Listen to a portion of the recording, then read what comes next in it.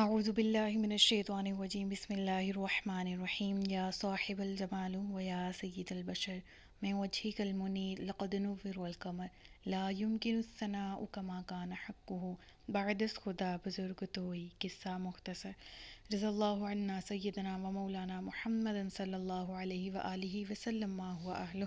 یا رب لک الحمد کما ينبغی لجلال وجهک وعظیم سلطانک رب اشرح لی صدری ویسر لی امری واحلل عقدۃ من لسانی یفقہوا قولی رب زدنی علما رب زدنی علما رب زدنی علما۔ السلام علیکم ورحمۃ اللہ وبرکاتہ۔ میں حافظہ افرا جاوید اسلام آپ سب لوگوں سے مخاطب ہوں۔ اپنے یوٹیوب چینل انفینٹ اسلام میں آپ سب لوگوں کو خوش آمدید کہتی ہوں۔ امید کرتی ہوں آپ سب لوگ خیریت سے ہوں گے، زندگی پرسکون، پر اطمینان اور ایمان بالخیر گزر رہی ہوگی۔ سورۃ النساء اردو ترجمہ اور تفسیر، اس کی آیت نمبر 63 تک ہم گزشتہ اسباق میں پڑھ چکے ہیں۔ آج کے سبق میں ہم سورۃ النساء کی آیت نمبر 64 سے باقاعدہ آغاز کر رہے ہیں، جس میں اللہ رب العزت ارشاد فرماتا ہے، اور ہم نے کوئی رسول نہ بھیجا مگر اس لیے کہ اللہ کے حکم سے اس کی اطاعت کی جائے، اور اگر جب وہ اپنی جانوں پر ظلم کر بیٹھتے تھے تو اے حبیب تمہاری بارگاہ میں حاضر ہو جاتے، پھر اللہ سے معافی مانگتے اور رسول بھی ان کی مغفرت کی دعا فرماتے تو ضرور اللہ کو بہت توبہ قبول کرنے والا مہربان پاتے۔ دیکھیں، گزشتہ آیات میں ہم نے بشر نامی منافق کے بارے میں پڑھا تھا، اور ہم نے ان کی کنکلوژن میں یہ بھی پڑھا تھا ایٹ دی اینڈ کہ اس کے رشتہ دار بھی جو ہیں وہ بارگاہ نبوی میں حاضر ہوئے اور انہوں نے بھی کلیم کیا کہ ہمیں خون بہا دیا جائے، لیکن اس کے بعد وہ سارے معاملات طے پائے، وہ ساری باتیں کلیئر ہوئیں کہ جو نبی کریم صلی اللہ علیہ وآلہ وسلم کے حکم پر سوال اٹھائے تو اس کا انجام یہی ہونا چاہیے جو بشر کا ہوا تھا۔ پھر اس کے بعد جو گزشتہ آیات میں ہم نے تمام تر تفصیل پڑھ لی، تو اب ان آیات کا اس سے یہی تعلق ہے کہ رب فرما رہا ہے کہ جو پھر اپنے اعمال پر شرمندہ ہو، جو پھر اپنے جو انہوں نے سوال اٹھائے، جو انہوں نے بشر کی حمایت کی، یا جس طرح سے بھی ان کے دل میں منافقت تھی، اب وہ اس سے توبہ کرنا چاہتے ہیں، تو رب العالمین فرماتا ہے کہ توبہ کا دروازہ تو کھلا ہے، اے محبوب یہ اب بھی آپ کے پاس آ جائیں، اب بھی آپ سے شفاعت لے لیں، شفاعت کروا لیں اور ہم سے معافی مانگے تو ہم انہیں بخش دیں گے۔ تو اس آیت کا جو لنک تھا وہ پچھلی آیات سے کچھ اس طرح سے تھا، اور شان نزول کے بارے میں بھی مختلف روایات ہیں،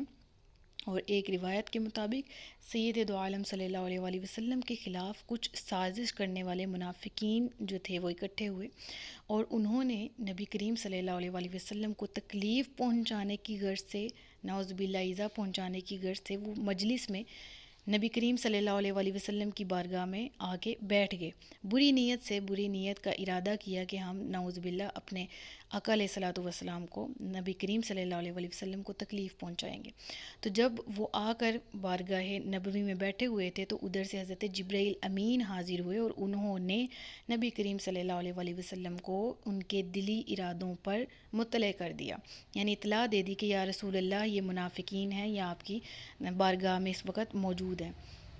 تو جب یہ منافقین آئے نا تو مہاجرین جو ہیں اور انصار کا مجمع نبی کریم صلی اللہ علیہ وآلہ وسلم کی بارگاہ میں تھا، تو نبی کریم صلی اللہ علیہ وآلہ وسلم نے فرمایا کہ کچھ لوگ اس مجلس میں بہت برے ارادے سے آئے ہیں، جس میں وہ کامیاب نہیں ہو سکیں گے، انہیں چاہیے کہ وہ کھڑے ہو کر اخلاص کے ساتھ توبہ کر لیں، ہم بھی ان کے لیے مغفرت کی دعا کریں گے۔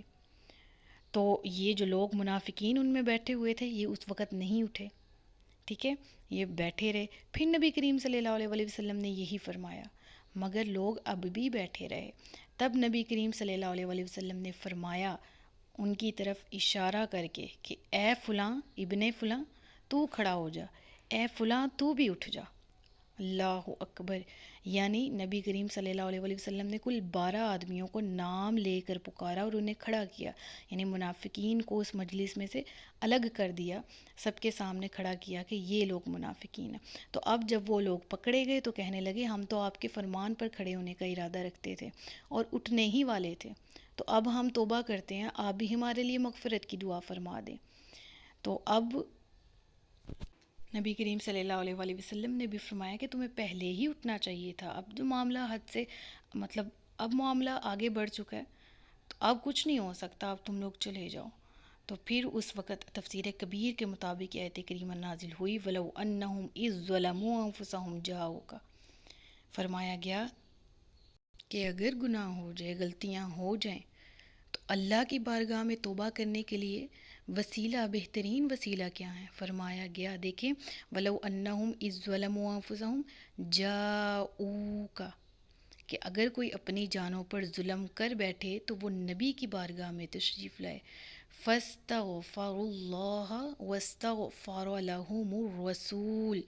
فرمایا گیا تو اے حبیب تمہاری بارگاہ میں حاضر ہو جاتے، پھر اللہ سے معافی مانگتے اور رسول بھی ان کی مغفرت کی دعا فرماتے۔ یعنی اللہ کی بارگاہ تک پہنچنے کے لیے بہترین وسیلہ ہمارے نبی کریم صلی اللہ علیہ وآلہ وسلم کی ذات گرامی ہے، کہ ہم نے اگر توبہ بھی کرنی ہے اپنے گناہوں پر تو یہ آیت اس چیز کی شاہد ہے، گواہ ہے کہ ہم نبی کریم صلی اللہ علیہ وآلہ وسلم کی بارگاہ میں جائیں کہ یا رسول اللہ صلی اللہ علیہ وآلہ وسلم، ہم اللہ سے بھی اپنے گناہوں سے معافی مانگتے ہیں اور ہم آپ کی بارگاہ میں بھی شرمندہ ہیں، آپ اللہ سے ہمارے لیے دعا فرما دیں۔ تو فرمایا گیا اور ہم نے کوئی رسول نہ بھیجا مگر اس لیے کہ اللہ کے حکم سے اس کی اطاعت کی جائے، پھر اگر کوئی گناہ ہو جائے تو رسول کی بارگاہ میں حاضر ہوا جائے اور پھر اللہ سے توبہ کی جائے اور رسول سے دعا فرمائی جائے، التجا فرمائی جائے کہ آپ اللہ کی بارگاہ میں ہماری سفارش کر دیجئے، آپ اللہ سے دعا فرما دیجئے کہ وہ ہمارے گناہوں کو بخش دے، بے شک اللہ توبہ کو قبول فرمانے والا ہے۔ آیت نمبر 65، تو اے حبیب تمہارے رب کی قسم یہ لوگ مسلمان نہ ہوں گے جب تک آپس کے جھگڑے میں تمہیں حاکم نہ بنا لیں، پھر جو کچھ تم حکم فرما دو اپنے دلوں میں اس سے کوئی رکاوٹ نہ پائیں اور اچھی طرح دل سے مان لیں۔ پیارے لسنرز، یہ آیت میرے اور آپ کے لیے ہے، یہ آیت ہم سب کے لیے۔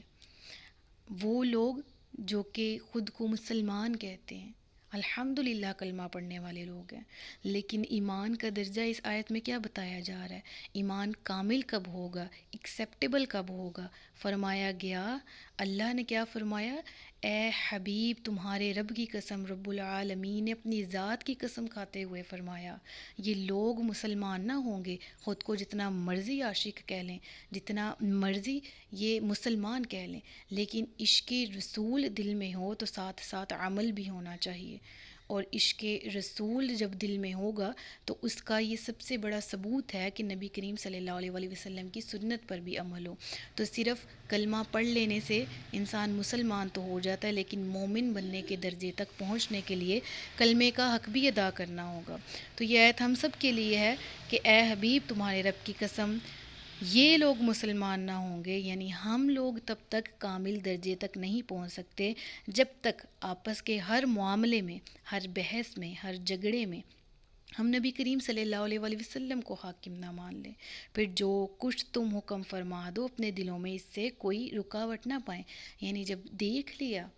کہ یہ میرے نبی کی سنت ہے، جب دیکھ لیا یہ میرے نبی کی حدیث ہے، جان لیا، پڑھ لیا، سمجھ لیا، تو پھر اسے اچھی طرح سے دل سے مان لینا کہ میرے نبی نے فرمایا ہے تو درست ہی فرمایا ہے، کیونکہ میرے نبی وہی بات فرماتے ہیں جو انہیں ان کا رب یعنی رب العالمین حکم دیتا ہے، لہٰذا ہمیں بھی ان باتوں کو ماننا چاہیے۔ اس آیت کا پاسٹ دیکھیں تو منافقین کے بارے میں بھی ارشاد ہوتا ہے اس آیت میں کہ یہ لوگ جو خود کو مسلمان کہتے ہیں یہ تب تک صحیح کامل مومن نہیں ہو سکتے جب تک آپ کے ہر حکم پر اپنا سر نہیں جھکا لیتے، آپ کے ہر حکم کو نہیں مان لیتے۔ اور دور حاضر میں ہم اس آیت کی تفسیر کرتے ہوئے کسی دوسرے، تیسرے، چوتھے بندے کو تو نہیں دیکھیں گے، صرف اپنی ذات کو بھی اس میں شامل کریں گے، آیا کہ ہمیں بھی نبی کریم صلی اللہ علیہ وآلہ وسلم کے سارے حکم دل سے قبول ہیں، اور اگر قبول ہیں تو ہم ان پر کتنا عمل کر رہے ہیں۔ یہ آیت ہمیں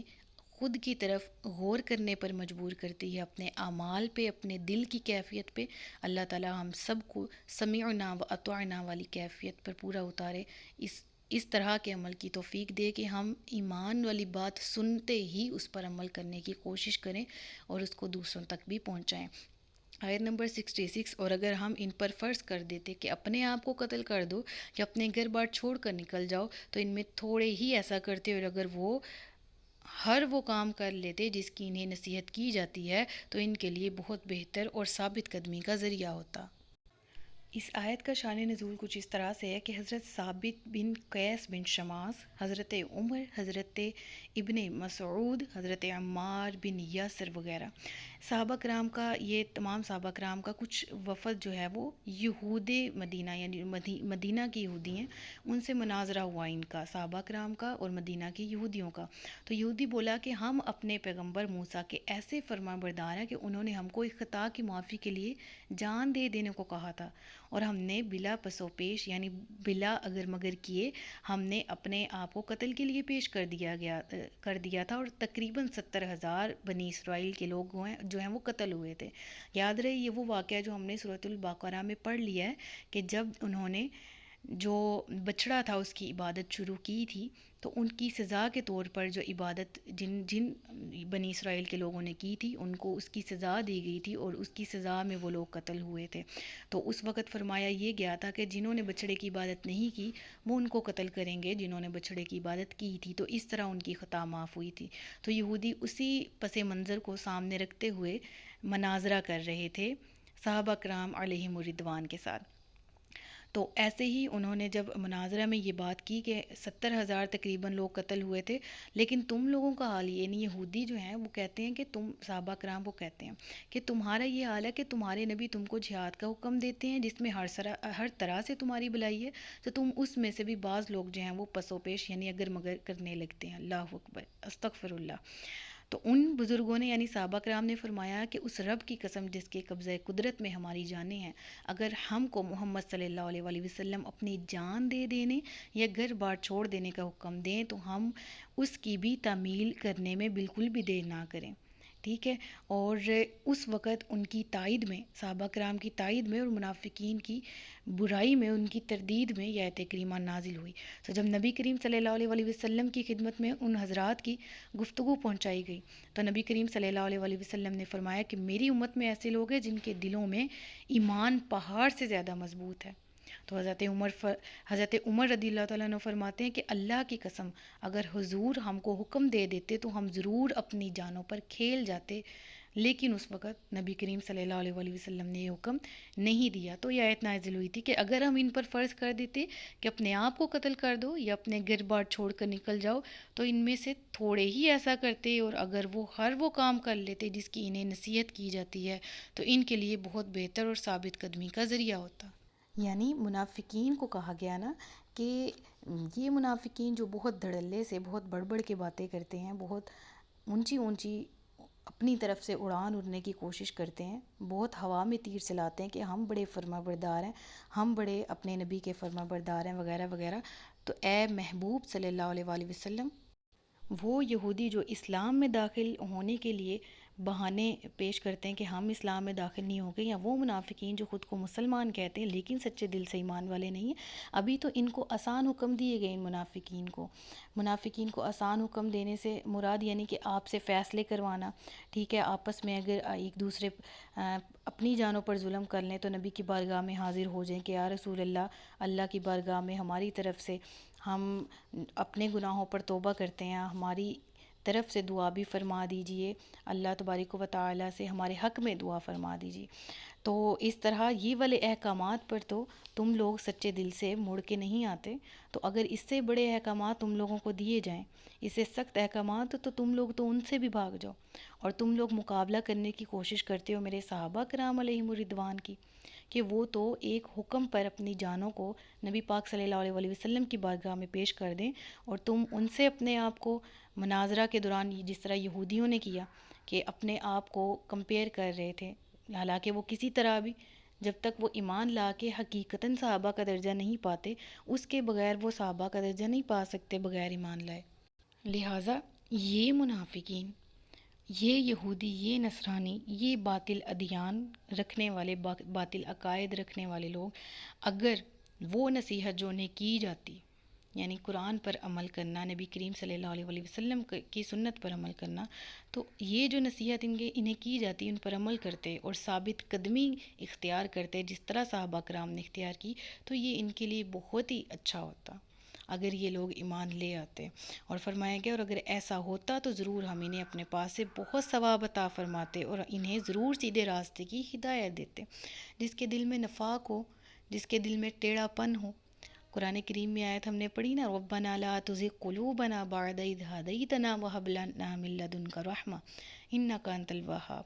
ایک تو اہدنا الصراط المستقیم کی دعا مانگنی چاہیے، اور ایک دعا مانگنی چاہیے، اے اللہ ہمارے دلوں کو ٹیڑھا نہ کر دینا بعد اس کے کہ ہمارے پاس ہدایت آ جائے۔ یعنی جس کے دل میں نفاق ہوتا ہے نا، وہ ہدایت کو بھی سنبھال نہیں سکتا۔ ایسے لوگوں کو ایک تو ہدایت ملتی ہی نہیں ہے، اور ایک جو دل میں کہیں نہ کہیں نفاق رکھتے ہیں اور ہدایت ان کے پاس آ بھی جائے تو وہ اس کو ان کے دل ٹیڑھے ہونے کی بنیاد پر کھو دیتے ہیں۔ تو اللہ تعالیٰ ایسے ہونے سے ہمیں بچائے، اور اللہ تعالیٰ ہم سب کو صحابہ کرام کی پیروی کی، سنت رسول اللہ صلی اللہ علیہ وآلہ وسلم کی پیروی کی توفیق دے۔ آیت نمبر 69، جس طرح کہ فرمایا گیا کہ اللہ اور اس کے رسول کی پیروی کیجیے، اسی پر یہ آیت ہے، اور جو اللہ اور رسول کی اطاعت کرے اور وہ ان لوگوں کے ساتھ ہوگا جن پر اللہ نے فضل کیا۔ کون ہیں جن پر اللہ نے فضل کیا؟ یعنی انبیاء ہیں، صدیقین ہیں، اور شہداء اور صالحین، اور یہ کتنے اچھے ساتھی ہیں۔ یعنی ایک میں،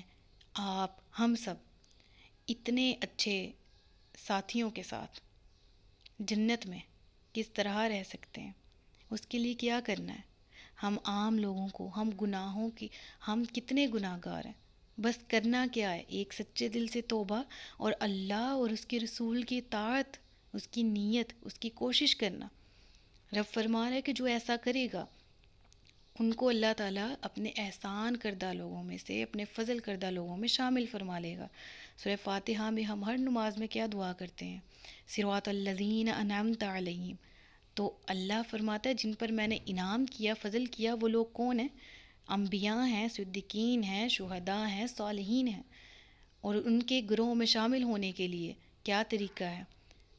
وَمَن یُطِعِ اللَّهَ وَالرَّسُولَ، جو اللہ اور اس کے رسول کی اطاعت کرے گا۔ آیت نمبر 70، یہ اللہ کا فضل ہے اور اللہ جاننے والا کافی ہے۔ وَكَفَى بِاللَّهِ عَلِيمًا، ذَلِكَ الْفَضْلُ مِنَ اللَّهِ وَكَفَى بِاللَّهِ عَلِيمًا۔ بے شک یہ اللہ کا ہم پر فضل ہے کہ توبہ کے دروازے کھلے ہیں۔ تمام نبیوں میں سب سے افضل نبی محمد مصطفیٰ صلی اللہ علیہ وآلہ وسلم، ہم پر انہیں رسول بنا کر بھیجا۔ صرف نہ مسلمانوں کے رسول، وہ تمام جہانوں کے نبی ہیں، وہ تمام کائنات کے نبی ہیں،